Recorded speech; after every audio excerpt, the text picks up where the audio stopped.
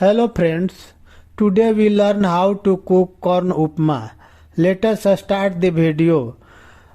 1.5 cup grated corn. This is the main ingredients. Second, 1 cup milk, 1 tablespoon ghee, 1/4 teaspoon mustard seeds, 1/4 teaspoon cumin seeds, 1/4 teaspoon green chilies, ऐसा 40 pinch, 1/4 teaspoon turmeric and salt as per taste.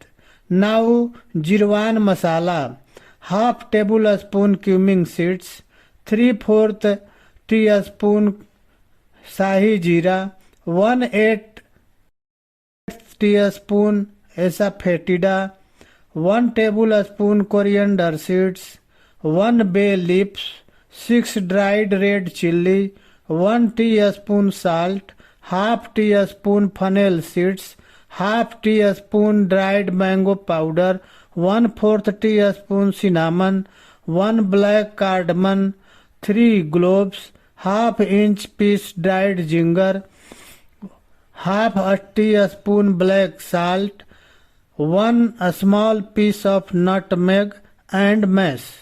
This is the main ingredients.